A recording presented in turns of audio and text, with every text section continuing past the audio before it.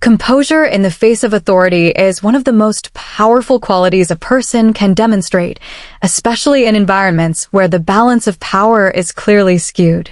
When someone of higher status or position uses their authority to exert pressure, the instinctive response for many is either retreat or aggression. Both of these reactions, however, often play into the hands of the authority figure, reinforcing the imbalance. The rare individual who responds with calm, measured composure not only neutralizes the attempt at intimidation, but often reverses the power dynamic entirely. In the case of Jasmine Crockett in her exchange with Judge Brett Kavanaugh, this dynamic was on full display. By remaining poised under pressure, she embodied the idea that strength is not always about confrontation, but about restraint, clarity, and balance. And her calm reply stunned the courtroom precisely because it defied expectations of how such a moment was supposed to unfold. When a person demonstrates composure in a tense moment, it becomes more than an act of emotional control. It is a form of silent communication that conveys self-assurance, preparation, and a refusal to be diminished. A courtroom, like any space of formal authority, is a stage where perception can matter as much as facts. Kavanaugh's position as a judge carried institutional weight, and many would assume that any exchange between him and a congresswoman would tilt in his favor because of that symbolic power. Yet Crockett's poise cut through that assumption. Her calm presence acted as a reminder that authority is not absolute, that status alone cannot dictate the terms of respect, and that strength expressed through composure can rival, and at times surpass, strength expressed through authority. In high-pressure situations, the one who loses composure often loses credibility, regardless of the validity of their argument. Human psychology tends to equate calmness with confidence and truth, while anger or visible nervousness is often perceived as weakness, even when justified. Crockett's ability to keep her voice steady, her expression measured, and her words deliberate communicated not only that she was unshaken, but that she was in control of herself and, by extension, of the moment. Authority thrives on the ability to destabilize others, to provoke them into making errors that can later be exploited. By refusing to give Kavanaugh that satisfaction, Crockett preserved her credibility and elevated her presence above the noise of confrontation. There is also a strategic advantage to composure that goes beyond optics. It allows for clear thinking under fire. While those who lose themselves in anger or anxiety often stumble over their words or miss key points, composure creates space for clarity and precision.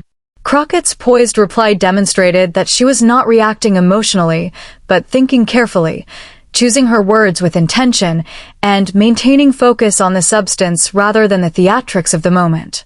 That mental discipline gave her a sharpness that could not be dismissed, and it highlighted how composure is not about suppressing emotion, but channeling it into a productive form that strengthens one's position.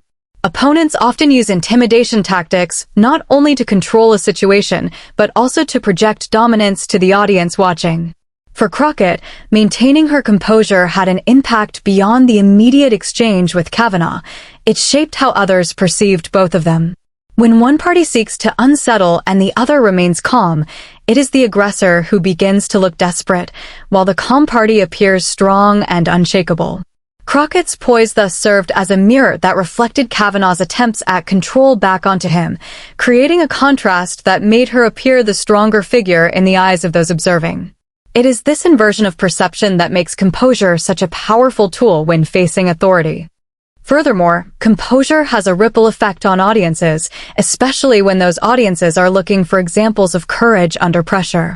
People are naturally drawn to moments where someone stands their ground with grace, because it represents a quality many aspire to embody in their own lives. Crockett's poise inspired not just admiration, but a sense of empowerment for those who saw in her the possibility of confronting authority without fear. Her calmness was not passive, it was active, deliberate, and transformative. By keeping her composure, she provided a model of resilience that extended far beyond the walls of the courtroom and into the broader public consciousness. It is important to understand that composure is not the absence of conflict, but the mastery of it. In Crockett's exchange with Kavanaugh, the conflict was undeniable, yet the way she carried herself made it clear that she was not overwhelmed by the confrontation. She turned what could have been a moment of vulnerability into a display of strength, and in doing so, she redefined the narrative. Authority did not diminish her. Her composure diminished the authority's ability to control the interaction. The most lasting impressions in history are often shaped by the moments when individuals hold steady in the face of overwhelming pressure. The strength of composure lies in its subtlety. It does not demand attention by raising the voice or gesturing wildly, but captures attention precisely because it stands out against the chaos.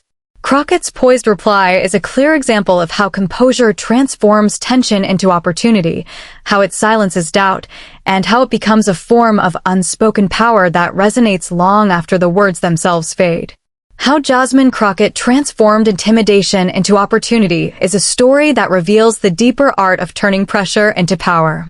Intimidation is a tactic as old as authority itself, often used to unsettle, diminish, or silence someone who is perceived as a challenge.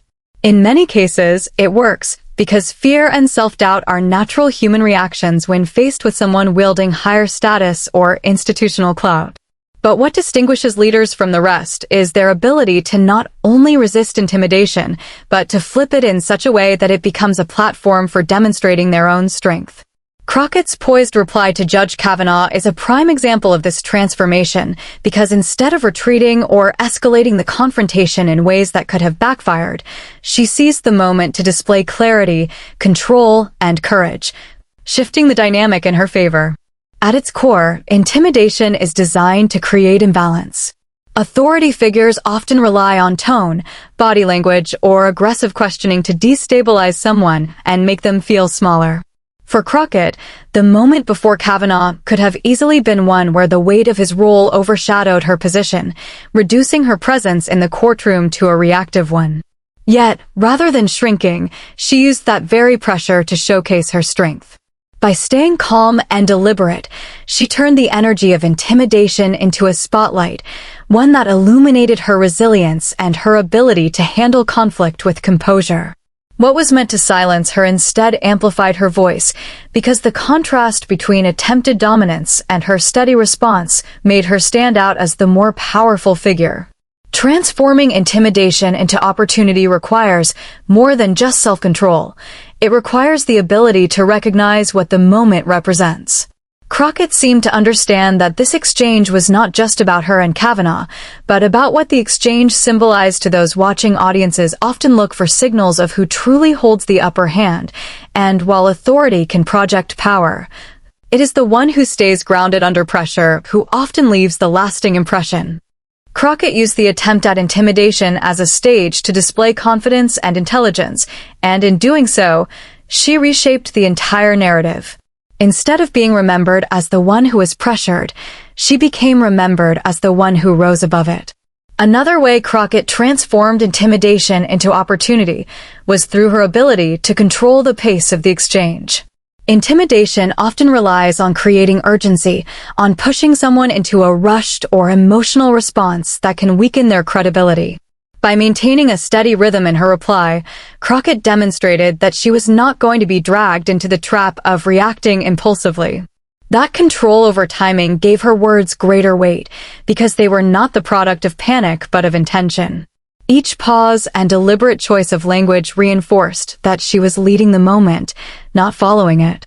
In this way, she not only resisted intimidation but used it as a chance to showcase mastery of communication. Psychologically, intimidation loses its power when it fails to produce the expected reaction. For Kavanaugh, the attempt to unsettle Crockett may have been a way of asserting dominance, but Crockett's calmness denied him that outcome. Instead, it created a subtle reversal. The more he pushed, the more her steadiness made his efforts appear futile. This reversal is one of the most effective ways to turn intimidation into opportunity, because it doesn't just neutralize the threat, it highlights the resilience of the one being targeted. Crockett's composure essentially reframed the interaction, making it less about Kavanaugh's authority and more about her ability to rise above it. Audiences are particularly attuned to these kinds of reversals. People admire those who can take a situation designed to weaken them and use it to demonstrate strength. Crockett's performance in that moment resonated with observers because it provided a visible example of how intimidation can be disarmed and even used as leverage.